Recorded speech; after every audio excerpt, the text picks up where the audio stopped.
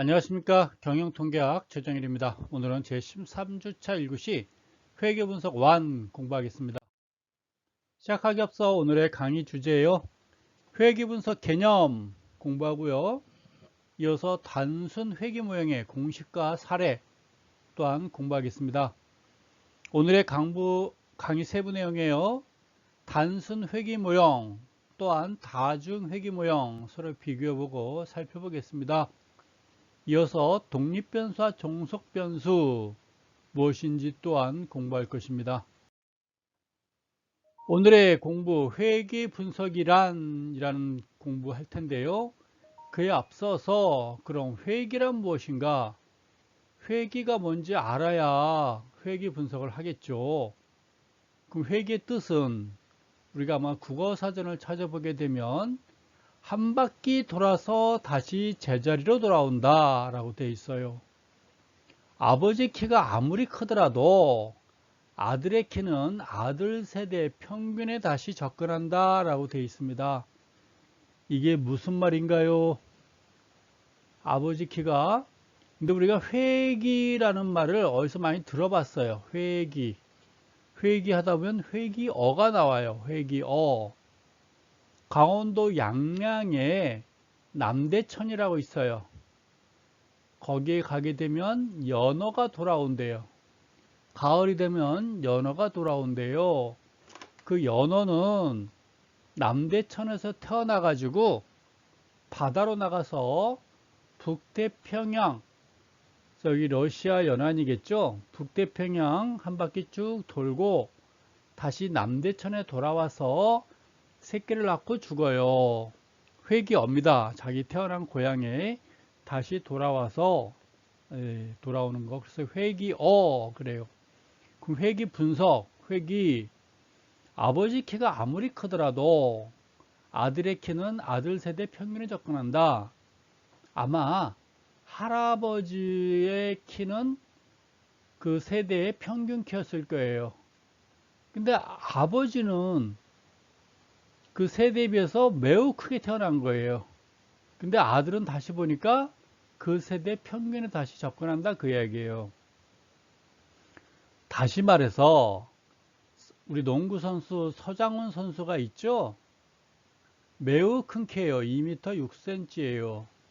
근데 아버지하고 어머니는 평균 키래요. 아버지하고. 근데 서장훈 선수는 특별히 커요.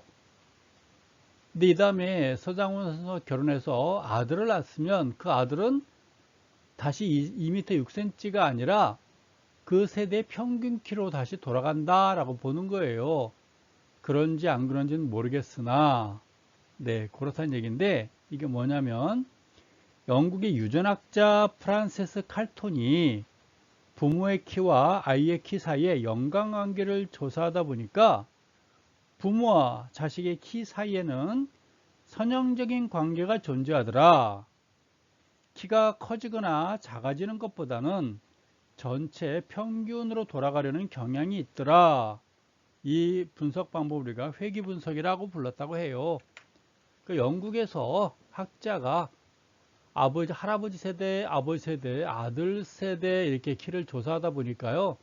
다시 평균에 돌아가더라 하면서 회귀라는 단어, 회귀 분석을 하게 되면서 유래된 거예요. 이해가면 통과하도록 하겠습니다. 회귀 분석의 이론적인 배경, 여기 뭐냐면 키하고 몸무게 어떤 관계를 보는 거예요. 키하고 어떤 몸무게를 관계를 보는 거예요. 일반적으로 가정은 해볼 수가 있겠죠. 가정은 몸무게가 크면 몸무게가 많으면 몸무게가 높으면 몸무게가 무거우면 이렇게 볼 수 있나요? 일반적으로 키는 크더라. 저 몸무게가 많이 나가면 일반적인 거예요. 몸무게가 많이 나가면 일반적으로 키가 크더라 라고 가정을 해보는 거예요. 근데 여기 보니까 회기선 그래서 Y바는 키의 평균을 말하는 거예요. 몸무게를 고려하지 않은 거예요.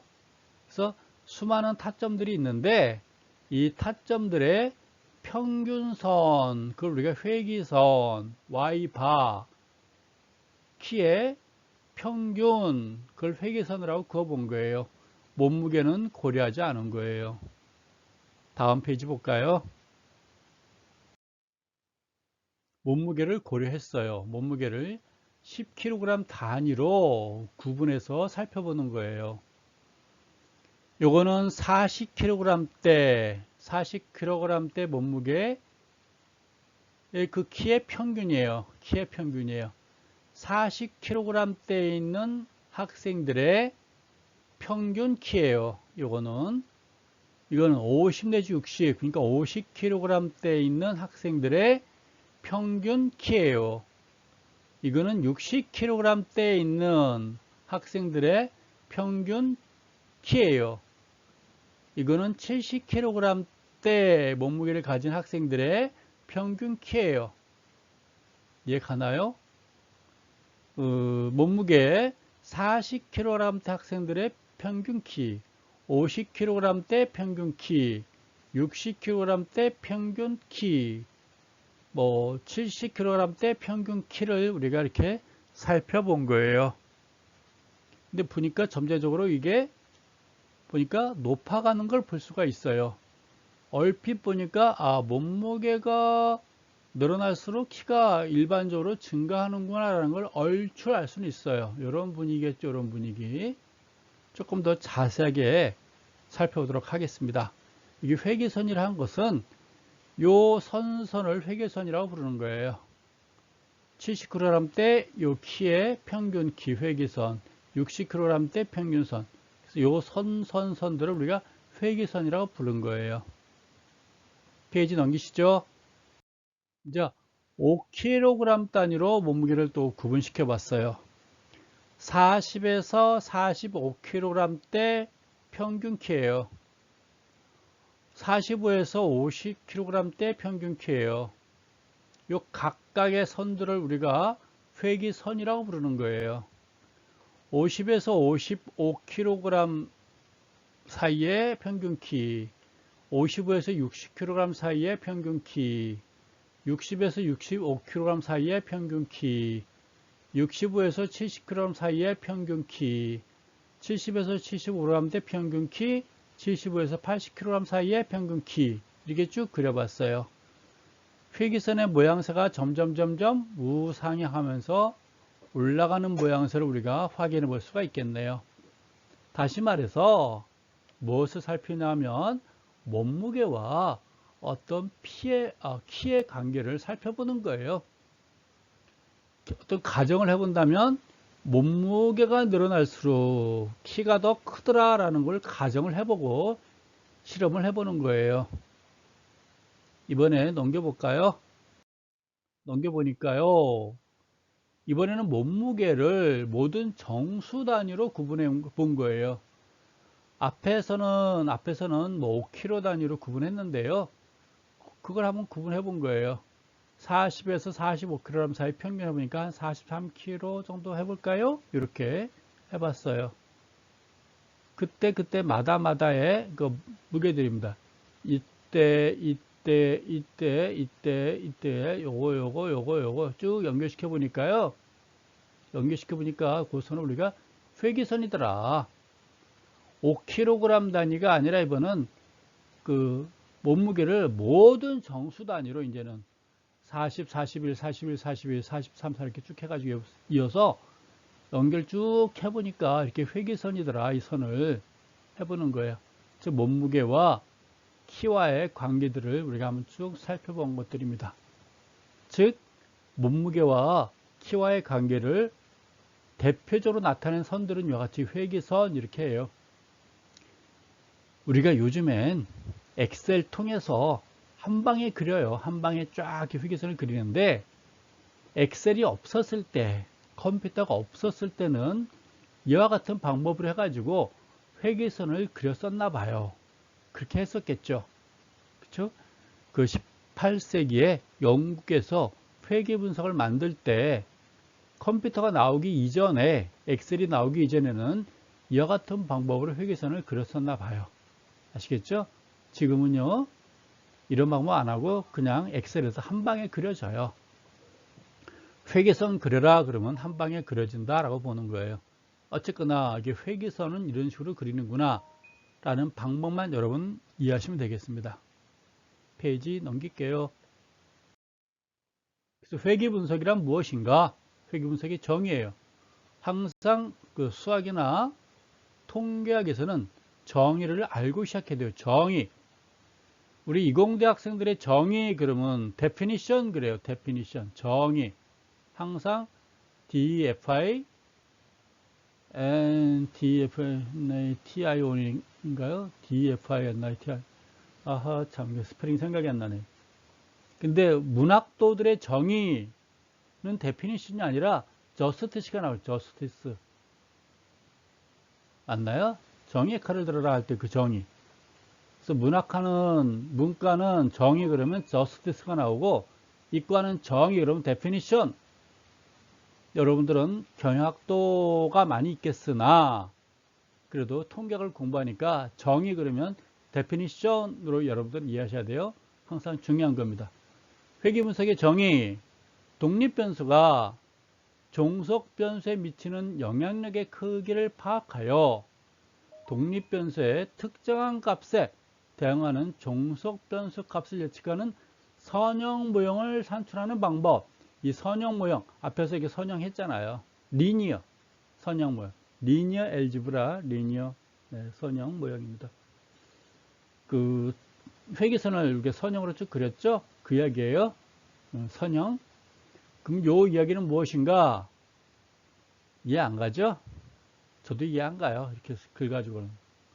뒤에서 여러분께 이 다음 페이지부터 하나씩 하나씩 여러분께 자세하게 설명하면 아 그렇구나. 독립변수, 종속변수는 제가 여러 번 설명했어요. y는 이꼬르 2x 플러스 1 할 때 이 x는 독립변수, y는 종속변수라고 얘기했죠. x가 변하면 y값이 변한다고 얘기했죠. y가 변하면서 x가 변하는 게 아니라 x가 변해야 y값이 변하는 거예요. 이해가죠? x가 0이면 2 곱하기 0, y는 1 되겠죠. x가 1이면 y는 3이 되겠죠. x가 2가 되면 y는 5가 되겠죠. 그렇죠? x가 변해야 y가 변하는 거예요. 그래서 이게 독립변수고요. y는 x에 종속돼 있어요. 그래서 종속변수 이렇게 부르는 거예요. 넘길게요. 회계분석의 정의, 회계분석을 필요로 하는 문제 2의 사례입니다. 이 페이지 여러분, 지금 이 페이지를 여러분들 잘 공부하셔야 돼요. 오늘의 키포인트 페이지예요. 이것만 이해하시면 이 뒷페이지는 끝나요. 매출액은 광고 횟수에 따라서 변하는가? 이거예요. 광고 횟수가 많으면 매출액이 변하는가? 변하겠죠. 그만큼 광고를 많이 하면 당연히 매출액에 영향을 미치겠죠. 광고 한 번 하는 것보다 광고 10번을 하게 되면 아무래도 한 번 할 때 매출액보다 10번 할 때 매출액은 그만큼 증가하겠지요. 그래서 비싼 돈 들이고 TV에 광고를 때리고 있고 라디오에 광고 때리고 있고 신문에도 광고 때리고 있고 각 홈페이지, 인터넷 홈페이지 배너 광고 열심히 때리고 있겠죠. 그렇죠? 이 광고는 비용이 아니라 투자예요. 여러분들 광고는 투자다 라고 여러분들이 생각하시면 돼요. 따라서 광고 횟수는 기업의 매출액에 영향을 미치느냐 우리가 분석을 해봐야 되겠죠. 가정은 광고 횟수는 매출에 영향을 미칠 것이다. 여러분들 그렇게 생각하고 있죠. 일반적으로. 그러면 얼마나 영향을 미치느냐 그건 분석을 해봐야 되겠죠. 회계 분석을 해보면 나와요. 그 다음에 이제 제조 환경이 생산량에 영향을 미치느냐. 제조 환경이라 하면 공장을 이야기할 거예요. 공장에 우리가 리모델링을 해줘요. 그리고 여름에는 그 에어컨을 빵빵하게 냉방을 해주고 겨울에는 난방을 잘 해주고 뭔가 제조 환경에 투자를 많이 하게 되면 생산량이 변하겠느냐? 변하겠죠. 선풍기 틀어놓은 것보다 에어컨 틀어놓으면 조금 더 상쾌한 분위기에서 생산량에 영향을 미치지 않을까 싶어요. 겨울에도 마찬가지예요. 추운 것보다 따뜻하면 일하기 편하겠죠. 또 쉬는 시간에 커피도 한 잔 마실 수 있게 커피 머신도 갖다 놓고, 또 혹시 당 떨어질지 모르니까 사탕도 있고 초콜릿도 있고 초코파이도 갖다 놓고 하게 되면 열심히 더 일을 하겠죠. 생산량의 증가가 될 수 있는 거겠죠. 바로 그거예요. 제조 환경. 또 사무실에 컴퓨터도 좀 좋은 거 갖다 놓고 사무실 분위기도 좋게 해주면 그만큼 생산량의 증가가 되겠죠. 가정은 할 수 있어요. 제조 환경을 바꾸면 생산량이 영향을 줄 것이다. 그럼 얼마나 영향을 미치느냐? 우리가 회계 분석으로 파악할 수 있어요. 제조 환경을 그만큼 한 10배 정도 투자를 해주면 생산량은 10배 이상 나오는지, 10배 제조 환경을 투자했는데 생산량은 2배밖에 안 나오는지, 그건 우리가 분석을 해보면 되는 거예요. 어떻게 분석해요? 그게 바로 회계 분석이라는 거예요. 이번에는 담배 판매량이 증가하게 되면 폐암 환자 수가 그만큼 증가하느냐? 담배 판매가 올해는 작년보다 2배가 증가했어요. 10년 전에 비해서 10배가 증가했어요. 10년 전에 비해서 10배 증가했으면 폐암 환자는 얼마나 증가했는지 이렇게 따져보면 알 수 있는 거겠죠. 담배 판매는 10년 전에 비해서 10배가 증가했는데 10년 전에 비해서 폐암 환자는 얼마나 증가했는지 따져보면 되는 거겠죠. 그거를 뭘로 따진다고요? 회계 분석으로 해보는 거예요. 여러분들 회계 분석 갑자기 공부하고 싶어지겠죠? 그렇죠? 이런 게 바로 논문을 쓸 때 이렇게 쓰는 거예요. 논문 쓸 때 뭐 학부 대학에서 졸업할 때 논문 쓸 수도 있고, 여러분 대학원을 가게 돼서 석사나 박사 때 이와 같은 회계 분석을 해볼 수가 있어요. 앞에서 우리가 정의 공부했었죠. 정의. 그렇죠? 그 정의의 뜻이 나오게 되는 거예요. 정의의 뜻 여기서 파악해 볼 수가 있어요. 독립변수. 독립변수. 지금 펜이 말을 안 들어서 그래요. 여러분들 이해하세요? 잘못 누르면 페이지 넘어갈 수 있어요. 말 참 안 들어요. 지금요 펜이. 펜 안 누르고 할게요. 앞에서 정의가 있었죠. 독립변수에 영향을 끼치면, 네, 독립변수와 종속변수의 관계를 파악한다. 그게 회계분석이다 라고 되어 있는 거예요. 기억하시죠? 네. 미치겠어요. 펜이 지금 말을 안 들어서요. 다음 페이지까지 또 이럴까봐 겁이 좀 나요. 네. 그래서 독립변수와 종속변수의 관계를 파악하는 거, 그게 바로, 네, 페이지가 자동으로 넘어왔어요. 지금 펜 때문에 그래요. 펜 때문에 그런다는 거 여러분께 말씀드릴게요. 이제 제대로 됐어요. 좀 페이지 넘었는데 앞 페이지 설명은 다 한 것 같고요. 그럼 회계분석의 종류가 무엇인지 보도록 하겠습니다. 회계분석의 종류. 회계분석은 독립변수의 수와 척도, 그리고 독립변수와 종속변수 간의 관계에 따라서 사용되는 회계분석의 종류가 구분되고 있어요. 그럽니다. 회계분석은 독립변수 수에 따라서 하나면 단순 회계분석, 2개 이상이면 다중 회계분석이라고 불러요. 이거를 뭐냐면, 제가 많이 쓰던 회계분석은 뭐냐면, 저는 증권업계에 있었기 때문에 그 주가에 관심이 많아요. 주가에 영향 미치는 변수가 뭐가 있을까요? 금리가 있겠죠. 금리가 있을 것이고, 또 뭐가 있을까요? 물가도 있나요? 일반적으로 환율이라고 하죠. 환율이 영향을 많이 미치겠죠. 환율. 그래서 변수가 2개예요. 변수가 2개. 독립변수가 2개예요. 주가하고 금리만 따지게 되면 변수 이렇게 1대1로 붙이면 단순 회계분석인데, 주가에 영향 미치는 것들은 금리가 있고 환율도 있고 플러스 물가도 있고 그래요. 물가도 있고 그래요. 플러스 알파 이런 식이겠죠. 금리 A가 있고 환율 B가 있고 물가가 C가 있어요. 이렇게 변수가 금리, 환율, 물가가 있고 주가에 영향 미치는 것들이요. 그래서 변수가 2개 이상이 되면 다중 회계분석이라고 그래요. 기억하시죠? 앞에서는 우리가 키는 몸무게만 가지고 따졌어요. 몸무게. 플러스 알파. 요건 A라고 그러겠죠. 그래서 몸무게는 키에 영향 미친다. 변수가 1대1이죠. 단순 회귀 분석이에요. 근데 다중은 이와 같이 금리, 환율, 물가가 주가에 영향 미치는 거. 이걸 다중 회귀 분석이라고 그래요. 변수가 2개 이상인 거. 또 이번에는 독립변수의 척도예요. 일반 회귀 분석이 있어요. 일반 회귀 분석. 이런 것도 다 일반 회귀 분석에 속해요. 이번에는 더미 변수를 이용한 회귀 분석이에요. 앞에서 우리가 더미 변수 하면서 명목 척도, 서열척도 구분한 적이 있어요. 여자대학교, 뭐 이화여대, 숙명여대, 뭐 동덕여대, 덕성여대, 남학생 없이 여학생만 있어요. 즉 일반적인 대학, 남녀공학은 남자 1번, 여자 0번 한다고 그랬어요. 근데 여자 대학을 우리가 분석할 때 성별은 어떻게 해요? 그냥 다 0번 하면 돼요. 왜? 남학생이 없으니까요. 변수가 그냥 0번이에요. 여학생만 있으니까. 그걸 더미 변수라고 그래요. 이해하시죠? 여러분이 다니는 학교는 1번과 0번으로 구분해야 되는데 여자 대학은 1번, 0번 구분할 거 없어요. 그냥 하나밖에 없어요. 변수가. 여학생밖에 없으니까. 더미 변수라고 그래요. 더미 변수. 이해가시죠?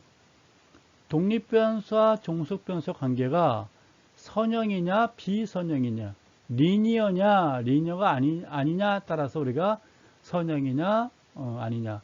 근데 우리가 공부하는 건 아까 선형이라고 그랬죠? 쭉 이어졌잖아요. 선형, 독립변수와 종속변수 관계. 이해가시죠? 이렇게 우리가 구분을 해봤어요.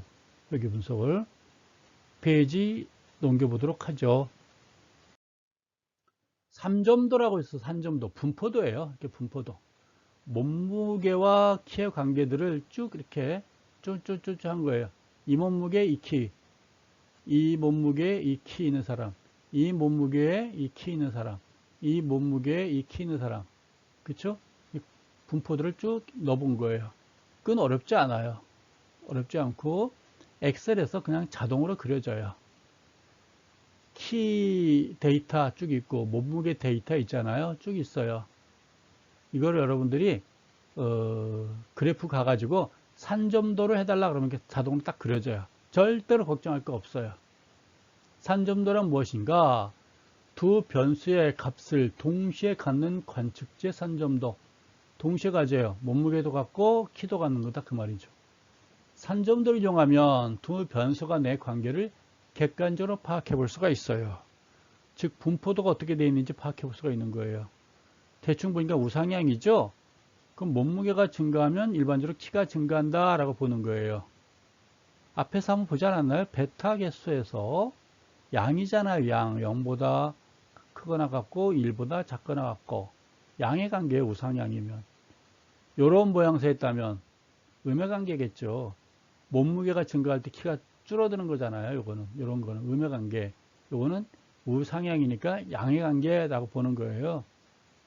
예, 가시죠? 그래서 일반적으로 우상향이기 때문에 아 몸무게가 증가할수록 키가 증가하는구나. 어떤 이 선을 연결시키는 선형이 존재할 수 있겠구나. 이 선형이란 무엇이냐? 그게 회귀선이 되는 거예요. 요점들을 대표하는 값이 뭔가 있겠죠. 넘길까요? 회귀선. 키와 몸무게 관계를 나타내는 수많은 직선이 있겠죠. 즉 회귀선이 가능해요. 아까 분포도가 있어요. 학생들의 분포도가 있는데 각각의 선들을 다 그어볼 수 있는 거예요. 다 일리가 있어요. 수많은 회귀선을 그을 수가 있는데 그래도 이 학생들 즉 몸무게와 키를 가장 대표하는 선이 있지 않겠느냐라고 보는 거겠죠. 수많은 회귀선이 있으나 우리 학생들도 수많은 학생들이 존재할 수 있으나 가장 평균 몸무게와 평균 키에 근접하는 학생이 있을 수 있는 거겠죠. 그렇죠? 가장 큰 학생의 몸무게가 가장 많이 나가고 가장 키가 큰 학생을 찾는 것도 중요할 수 있겠으나 가장 평균적인 몸무게와 가장 평균적인 키를 갖는 학생을 찾아볼 수도 있는 거겠죠. 이해 가시죠? 그래서 우리는 회계선은 수많은 회계선을 그을 수가 있는데 이왕이면 이 학생들을 가장 대표하는 어떤 선을 한번 찾아보자. 수많은 회계선 중에서 가장 대표할 수 있는 회계선을 찾아보자라는 게 오늘의 어떤 문제 아닐까요? 그걸 찾아보는 거예요. 한계 독립변수와 종속변수 간의 회계관계를 분석하는 방법, 단순 회계 분석이에요. 산점들을 이용한 자료 형태 파악 및 회계선을 도출할 수가 있어요. 앞에서 이와 같은 수많은 학생들이 있었죠? 그 학생들을 대표하는 선을 쭉 그어본 거예요. 빨간 선. 그걸 우리가 회계선이라고 할 수 있는 거예요. 몸무게의 평균을 나왔네요. 몸무게. 수많은 학생들이 여러 명 학생들이 있는데 그 평균은 약 60.1이래요. 평균을 60.1kg라고 보는 거고, 키는 수많은 학생들이 있는데 168이래요. 즉, 요 선은 수많은 학생들의 몸무게 평균을 나타내는 선이고, 요거는 수많은 학생들의 평균 키를 나타내는 선들이에요. 이해 가시나요? 이렇게 해본 겁니다. 그럼 회계선은 특징은 뭐예요? 요 평균 만나는 섬. 어이구, 또 이거 위험하게 또 말 안 들으려고 했어요. 그 키와 몸무게를 접하는 섬이 있죠. 회계선은 요 선을 지나야 된다 그 말이에요. 여기 있어요. 학생들이 몸무게와 키를 조사해서 그린 산점도 딴딴딴딴이죠. 회계 분석을 이용하여 개인적으로 타원형을 이루는 산점도 중앙을 통과하는 회계선을 찾아냅니다. 개인적으로 짧은 쪽이 아니라 이쪽으로 길잖아요. 방향성이 우상향이잖아요. 개인적으로 우리가 회계선을 그려본 거예요. 그 회계선의 식이에요, 이게. 회계선은 두 변수의 평균이 만나는 점을 통과합니다. 뭔 말인가요? 이 선이 몸무게 평균이고요. 이 선은 키의 평균이에요. 만나는 점이 있죠? 회계선은 이 점을 지나야 된다. 그런 얘기예요. 회계선의 공식을 딱 보니까요. 1차 방정식이에요. y는 equal b 플러스 ax라는 1차 방정식 식이에요. 이해가나요? 여기서 우리가 a는 뭐죠? 요 베타 1을 우리가 뭐라고 부르죠? a를 뭐라고 부르죠? 기울기라고 불러요. 기울기. b를 뭐라고 부르죠? 요 베타 제로를 뭐라고 부르죠? 요거는요. 절편이라고 불러요. 절편. 여기서 b 베타 제로는 바로 y축과 만나는 요 점을 베타 제로라고 불러요. 이해가시죠? 그럼 베타 1, 요 a는 기울기라고 그랬어요. 요 각도를 말하는 거예요. 기울기니까 각도예요. 여기 절편에서부터 오늘따라 펜이 잘 말을 안 들어요. 불안불안하네요. 페이지 넘어갈까봐. 절편으로부터 수평이죠? 수평인데 요 기울기 A, 여기서는 베타 1 이렇게 부르는 거예요. 이해 가시죠? 중학교 때 배웠던 1차 방정식 A는 기울기, 그 기울기는 여기서 베타 1이고요. 요 B는 절편이에요. Y축하고 만나는 선을 우리가 이와 같이 B라고 불러요. 이해 가시죠? 그 기울기를 말하는 거예요. 기울기. 평행과 요 기울기. 뭐 30도예요, 뭐 45도예요, 이렇게 말하는 거겠죠. y는 equal 2x 플러스 1 할 때 1은 뭐예요? 우리가 요거는 y가 있고 x가 있으면 0이죠. 이렇게 지나가겠죠. 이렇게. 요 1은 바로 요 1이에요. 요거. 그럼 기울기는요. 기울기가 2라는 얘기죠. x가 1만큼 갈 때 y는 2만큼 올라가는 거잖아요. 이걸 그래프를 잘 못 그리겠고 뜻을 잘 모르겠어요. 그러면 어떻게 하라고요? 누가 재밌다고 그랬는데 옆집 중학생이나 고등학생한테 물어보면 자세히 알려줄 거예요. 여자친구는 여러분 여자친구는 남자친구한테 묻지 마세요. 서로 입장 곤란해지니까요. 아셨죠? 옆집 고등학생한테 묻는 게 제일 편해요. 네, y=2x 플러스 1 한번 그려보세요. 알겠어요? 그려보시면 무슨 뜻인지 갈 거예요. 여기서 시간을 너무 많이 뺏었어요. 통과할게요. y는 알파 플러스 베타 x 플러스 이거 뭘까? y는 거로 b 플러스 ax가 있는데 앞에서 했던 거 에타가 있어요. 오차가 발생할 수 있다는 얘기겠죠. 네, 아무리 잘 그려도 오차는 발생할 수 있다. 여기 그래프 보니까요. 수많은 타점들이 있어요. 수많은 타점들이. 이 타점들이 보니까 우상향으로 기울어져 있어요. 거기를 대표하는 선이 있을 수 있겠죠? 대표하는 선이. 네. 따라서 y=b 플러스 ax는 존재할 수 있다. 그 말이에요. 근데 어느 정도 오차도 존재할 수 있다. 오차항도 있을 수 있다. 그런 거겠죠? 또 우리가 원하는 건 오차는 뭐예요? 0에 근접할수록 좋은 거겠죠. 오차는 적을수록 좋아요. 근데 사람이 하다 보면, 기계도 하다 보면 오차는 발생할 수가 있는 거겠죠. 바로 그거예요. 요 만나는 점이 뭐예요? B죠, B. 기울기가 뭐예요? A죠. 오차예요. 언더스탠드? 통각. 회계 모형은 확률 변수 오차 에타에 대해서 다음 가정이 필요합니다. 오차 에타는 모든 독립 변수 x에 대해서 동일한 분산을 가지고요. 이 오차의 평균은 0이 돼야 되겠죠. 예, 그래야 좋은 거겠죠. 오차 에타의 분산은 정균포를 이루고 있고요. 독립 변수 x는 서로 상관관계가 없어야 되고요. 이게 뭔 말인고 하면 아까 주가는 금리 플러스 물가 플러스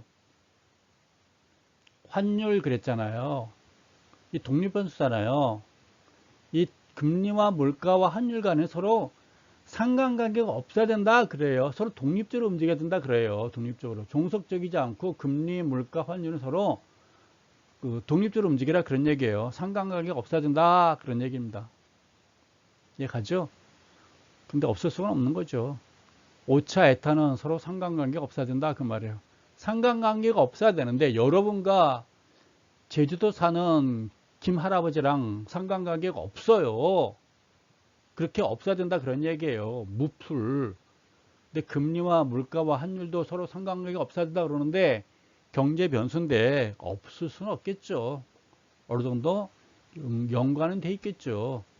그런 게 오차가 발생하는 거겠죠. 회귀변수 도출 및 활용이라고 돼 있어요. 학생을 보니까 한 20명 했네요. 키도 쟀고요. 몸무게도 쟀고요. 키를 쭉 쟀어요. 여기서 변수가 x가 몸무게예요. 이게 독립변수예요. 몸무게에 따라서 키가 영향을 받을 거다라고 보는 거예요. 산점들을 이용하여 독립변수와 종속변수 간의 개괄적인 관계를 파악하겠습니다. 앞에서 했던 것들이죠. 이와 같은 타점들이 쭉 있어요. 학생들이 20개 타점들이 있어요. 그렇죠? 이렇게 타점들을 이렇게 그려놓은 거예요. 키의 몸무게 평균은 60.1kg이고요. 키의 평균은 168로 돼 있어요. 두 중심축을 지나는 바로 요게 바로 뭐겠어요? 회귀분석을 지나는 거예요. 그 시계예요, 이게. 앞에서 공부했었죠? 그러면 여기 있는 학생과 여기 회귀선과에 뭔가 이게 발생할 수 있죠? 이걸 오차예요, 오차. 잔차라고 잔차. 모든 학생들이 이 안에 들어올 수는 없잖아요. 그렇죠? 평균보다 클 수도 있고 작을 수도 있고 이런 잔차들이 계속 발생하는 거죠. 잔차들이. 그렇죠? 우리가 앞에서 이걸 편차라고 그랬어요. 평균과의 어떤 차이점, 편차. 여기서는 우리가 잔차라고 부르네요. 뭐 같은 말이에요. 이렇게. 언더스탠드? 플러스를 다 더하고 마이너스를 다 더하면 0이 되겠죠. 당연히. 그렇지 않을까요? 플러스 마이너스 하게 되면 플러스 값하고 마이너스 값을 플러스 마이너스 더하면 0이 되겠죠. 그런 선을 우리가 회계선 이렇게 부르는 거예요.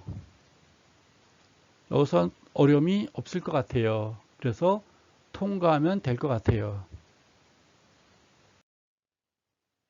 잔차와 잔차 제곱합이 있어요. 이건 우리가 이제 간단하게 줄여서 그래프를 그린 거예요. 회계선이 있어요. 학생들 여하튼 타점들이 있었죠? 타점들이 있었어요. 이걸 잔차, 편차가 플러스고, 마이너스예요. 요 플러스 3개 다 더하고, 마이너스 2개 더하면, 플러스 마이너스를 더하면 뭐가 된다고 그랬어요? 0이 돼요. 그게 회계선이에요. 언더스탠드? 그렇다는 얘기예요. 가상의 회계선과 관측지들 간의 거리, 즉 잔차의 절대값을 모든 관측지에 대하여 구한 다음 그 값을 최소로 하는 직선이 가장 적합한 회계선입니다. 라고 되어 있어요. 설명드릴게요. 일반적인 잔차는 양수나 음수가 될 수 있으므로 단순한 잔차의 합과 회계선을 구하는 기준으로 적합하지 않을 수 있어요. 이를 해석하기 위해서 잔차의 절대값을 취하는 합을 구하는 방법이 있으나 절대값은 컴퓨터를 이용할 수 없어요. 앞에서 우리가 분산 구할 때 한번 했었어요. 분산 구할 때. 기억하시죠? 뭔 말인고 하면 이게 회계선인데 왜 방향이 이렇게 되기 때문에 회계선을 이렇게 그은 거예요. 우상향을. 근데 만약에 내가 회계선을 이렇게 그렸다고 치자 이거예요. 그럼 이것도 플러스 마이너스 하게 되면 0이 될 수 있어요. 우선도. 이렇게 회계선을 그었어요. 이것도 플러스 마이너스 하게 되면 0이 될 수 있어요. 여기까지 이해되면 좋은데 이해가 됐으면. 근데 이 회계선도 마찬가지예요. 이렇게 했을 때 플러스 마이너스 하게 되면 플러스 마이너스 0이 돼요. 마찬가지예요. 근데 이건 의미가 없다라는 거예요. 요 선도 회계선이 될 수 있어요. 그래서 플러스 마이너스 하게 되면 0이 되는 거예요. 그러면 안 된다라는 거예요. 요것도 회계선이면 플러스 마이너스 하면 다 플러스 마이너스 하면 0이 돼 버려요. 그래서 그러면 안 되기 때문에 절대치를 붙이겠다. 절대치. 플러스의 절대치, 플러스의 절대치, 마이너스 절대치 다 더했을 때 이렇게 했을 때 잔차의 플러스 마이너스, 이렇게 했을 때 플러스 마이너스 했던 것 값보다 각각의 절대치를 붙일 것보다 요 값의 절대치 여기 절대치 붙인 값이 가장 작은 값이더라. 가장 작은 값이 되는 요 선이 회계선이더라 라고 부르는 거예요. 우리가 앞에 분산 구할 때도 마찬가지였어요. 절대치를 붙였잖아요. 절대치 안 붙였으면 또 뭔 말인고 하는 사람들이 또 있을지 몰라요. 그래서 간단하게 설명드릴게요. 이게 시간만 가요. 평균이 100점이에요. 그렇죠? 150점이 있고요. 50점이 있었어요. 플러스 50점이었고요. 마이너스 50점이었어요. 두 개 더하면 0이었죠. 이해가나요? 근데 또 뭐가 있었죠? 105점이 있었어요. 95점이 있었어요. 플러스 5점이고 마이너스 5점이었어요. 두 개 더하니까 또 0이었어요. 아, 의미가 없구나. 그래서 절대치를 붙였잖아요. 플러스 50, 마이너스 50 절대치를 붙여가지고 분산을 구했다 그 말이에요. 얘는 플러스 5 절대치, 마이너스 5 절대치 붙였어요. 이게 혹시나 절대치가 더하니까 플러스 10이 되고 얘는 플러스 100이 됐잖아요. 절대치를. 이게 좀 더 안정적이더라까지를 알게 되는 거예요. 근데 왜 절대치가 의미가 없느냐? 컴퓨터를 이용할 수가 없다 그 말이에요. 컴퓨터를 절대치는. 그래서 우리가 여기서 제곱을 붙여 제곱을. 얘도 제곱을 해서 우리가 분산을 구한 경험이 기억이 나시죠? 기억나셔야 돼요. 이것도 마찬가지예요. 회계선을 구하는데 플러스 마이너스 하면 이렇게도 플러스 마이너스는 0 되고 이렇게도 플러스 마이너스 0이 돼요. 근데 회계선은 이 잔차 편차를 절대값을 했을 때 그 합이 가장 작게 되는 게 회기선이다 그 말이에요. 가장 작아야 돼요. 이것도 얘보다는 얘가 작잖아요. 절대치를 붙이게 되면. 그래서 안정적이라고 부르는 거 아니에요. 평균에 근접하는 거잖아요. 근데 어쩐다고요? 컴퓨터를 이용을 못해요. 그러면 컴퓨터를 이용할 수 있게 어떻게 하느냐? 페이지 넘기면 나와요. 이렇게 하는 거예요. 요 잔차에 절대치를 붙이면 면적이 되겠죠. 요 잔차에 절대치를 곱하면 면적이 되겠죠. 여기에 잔차에 제곱하면 면적이 되겠죠. 면적 되겠죠. 면적이 나오겠죠. 요 면적에 다 합을 해버리는 거야. 합치는 거예요. 합쳤을 때 가장 작게 되는 값이 바로 회기선이 되는 거예요. 이해 가시죠? 요렇게도 회기선을 그을 수가 있는데 이때 나오는 면적과 이때 나오는 면적, 이때 나오는 면적, 이때 나오는 면적, 이때 나오는 면적은 무지하게 커지겠죠. 이해 가시죠? 요 사각형의 면적의 합이 가장 작게 되는 선이 바로 회기선이다라고 부르는 거예요. 그걸 우리가 잔차의 제곱합이라고 부르는 거예요. 얘 가면 참 고맙겠는데 얘가 안 가면 원리를 모르잖아요. 원리가 몰라도 물론 상관없어요. 여러분들이 남들이 계산하는 거 해석만 할 줄 하면 되니까요. 관측지의 회기선 간의 잔차를 제곱한 값을 모든 관측지에 대하여 구한 다음 그 합을 최소하게 되면 최적의 회기선을 도출할 수가 있어요. 그림에서 사각형 면적의 합이 가장 작은 회기선이 바로 최적의 회기선이다 라고 부르는 거예요. 아시겠죠? 수많은 선이 있고 편차가 있는데 이 회기선은 요 면적의 합이 가장 작다 그 말이에요. 회기선은 미니멈. 알겠어요? 이 편차의 제곱의 합에 가장 최적이 되는 그 선이 회기선이다 라고 부르는 거예요. 통과. 최소 자승법 이런 게 제곱이라고 하세요. 왜 자승이라고 하냐면 다 일본 말이에요. 근데 과거 통계학 공부하신 선배들이 이렇게 만들어 놨기 때문에 계속 쓰고 있어요. 못 고치는 것 같아요. 빨리 고쳤으면 좋겠어요. 저도 못 고쳐요. 왜? 제가 통계학자가 아니기 때문에. 관측지와 회기선 간의 거리인 잔차의 제곱의 합을 최소화하는 직선식을 찾는 방법인 이렇게 하고 있어요. 그렇죠? 이렇게 하는 게 바로 회기선이라는 거예요. 잔차 제곱합, 잔차를 제곱했어요. 아까 사각형 면적을 다 더했다 그런 얘기예요. 잔차를 가장 이 잔차의 면적의 합이 최소가 되는 거, 잔차 제곱의 최소화, 그렇죠? 잔차 합이고 수많은 합이 나올 수가 있는데 가장 최소가 되는 잔차 합, 그게 회기선이다라고 부르는 거예요. 이번에는 절편과 기울기의 편부분 시켰어요. 따라서 절편과 기울기의 값을 노출했어요. 이거는 뭐라고요? 이거는 뭐였죠? 절편이었죠, 절편. 기울기. 이 절편의 공식이고요. 이거는 기울기의 공식이에요. x 몸무게 제곱이고요. xx, yy. 그쵸? 이렇게 돼 있어요. 그럼 우리가 이제 아마도 그 회기선의 공식을 만드나 봐요.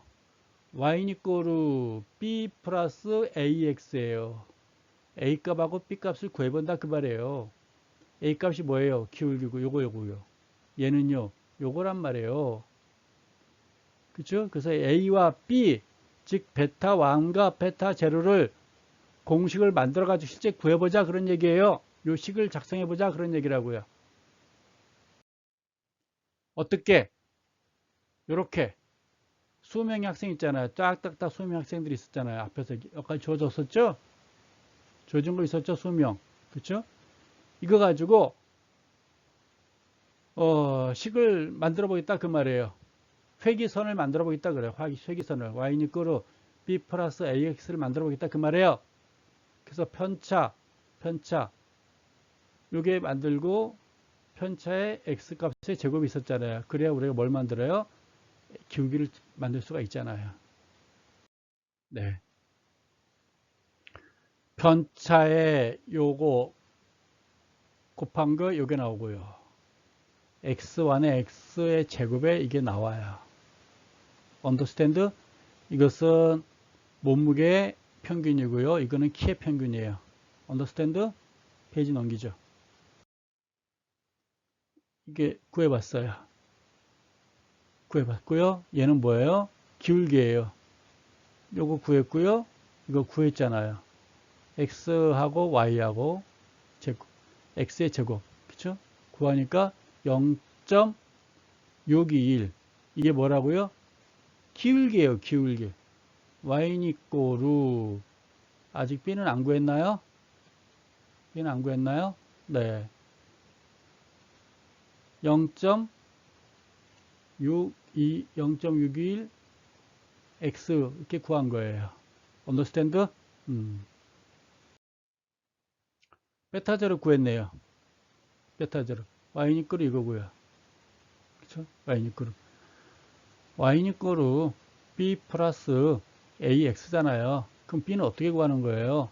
넘기면 되죠. y 빼기 ax 하면 되잖아요. 이해 가시죠? 168. 평균이 168이죠. 그러니까 빼기 0.61. a값 구했잖아요. 0.61. 요거는 평균은요. 60.1이고요. 그러니까 130.678까지 구한 거예요. 그럼 우리가 식을 쓸 수가 있죠. 130.678 플러스 0.621 x 이렇게 식을 쓸 수가 있는 거예요. 언더스탠드? 앞에 거 다 몰라도 좋아요. 이제 요것만 아시면 돼요. 요것만 1차 방정식만 아시면 돼요. 이제부터 이거예요. 그쵸? 지금까지 다 몰라도 구하는 공식 몰라도 좋아요. 왜? 컴퓨터가 다 구해주니까요. 여러분들은 요걸 구해주고 남들이 누군가 구한 거 가지고 여러분들은 해석만 할 줄 알면 되는 거예요. 해석만 할 줄 알면. 언더스탠드? 그럼 내 몸무게가 67kg이면 키가 대충 몇 cm가 돼야 되느냐? 여기 대입시키면 돼요. x값을 대입시키면 돼요. 대입시키니까 너는 대충 172cm일 거야 라고 보는 거예요. 여기다 대입시키는 거예요. x값. 여기 몸무게니까요. 나는 80kg이면 대입시키면 대충 키를 추정할 수 있는 거겠죠. 언더스탠드? 필요하잖아요. 여러분도 여러분 몸무게를 대입시키면 내가 평균보다 키가 큰 애 작은 애 나올 수 있는 거 아니겠어요? 바로 그겁니다. 언더스탠드? 해보는 거예요. 어려움이 없구나. 시간이 많이 됐으니까요. 이제 우리가 예제 11-2예요. 페이지를 보니까 여러분들이 찾아보세요. 시간상 제가 하기가 그렇고요. 331페이지이네요. 교재 331페이지 보시면 있어요. 지난주에 공부한 11-1 10년간 순위과 주가죠? 요거예요. 이거 가지고 표본 회귀선도 그래프 작성 A와 B 설명해보자 라는 거예요. 후딱후딱 지나가 보죠. 후딱후딱 해봤던 거니까. 표본 회귀선 구했어요. 이렇게 구했어요. Y는 이렇게 딱 해서 구한 거예요. 어떻게 구하느냐? 뒤에 X를 가지고 해보는 거겠죠. 뒤에 X를 가지고 해줄 거예요. 걱정하지 마세요. 이렇게 구했어요. 이렇게. 2619.165 플러스 110점, 절편이고요. 이게 기울기예요. 이게 뭔데? 설명해 줄게요. 그래프 작성 이렇게 했어요. 그래프 작성. 10년치 딱딱딱딱 했어요. 요걸 대표하는 회계선이 바로 요 공식이에요. R스퀘어까지 나와서 0.942라는 얘기는요. 거의 1에 가까워요. 무지하게 신뢰성이 높아요. 순위과 주가는 거의 같이 움직이는 거예요. 순위기 증가하면 주가는 움직이더라고요. 왜? 보니 거의 우상향하고 있잖아요. 이 직선상이 거의 밀접하고 있잖아요. 그럼 이게 무엇을 뜻하는 것이냐? 그 다음 페이지 설명이 나와요. 다음 페이지에. Y니꼬르 식이 뭐였죠? 2619 플러스 110.x였죠? 110.5x잖아요. X가 하나도 없어도, 순이익이 하나도 없어도, 순이익이 빵원이어도 주가는 2619원을 유지한다는 얘기죠. 순이익이 빵원이어도 2619원이라는 얘기예요. 그러면 순이익이 1억이 늘 때마다, 1억 원이 늘 때마다 주가는 110원씩 증가한다는 얘기예요. 순이익이 1억이 증가할 때마다, 1억이 증가할 때마다 주가는 110원씩 증가한다는 얘기예요. 순이익이 10억이 증가하게 되면 주가는 1110원이 증가한다 그 말이에요. 1억이 증가할 때 110원 증가하니까. 순이익이 110원이 증가하게 되면 1110원이 증가한다는 얘기예요. 순이익이 100억이 증가하게 되면 이렇게 000이 되겠죠. 11,000원이 증가한다는 얘기예요. 어려움이 없죠? 이거 시험에 꼭 내요. 네. 순이익이 없어도 기본적인 주가는 2619원이라는 얘기고, 순이익이 1단위씩 증가할 때마다 주가는 110.5단위만큼 증가한다는 얘기예요. 기울기니까요. 모르겠으면 Y니 거로 2x 플러스 1로 하시면 돼요. 이게 뭔 뜻인지 모르면 옆집 고등학생한테 물어보면 돼요. 아시겠죠? 절대로 친구한테 묻지 마세요. 입장 곤란해지니까. 단순 회계 정리, 지금까지 공부한 거 여러분들이 한번 쭉 읽어보시고요. 시간이 많이 지났기 때문에 이상 마치도록 하겠습니다. 감사합니다.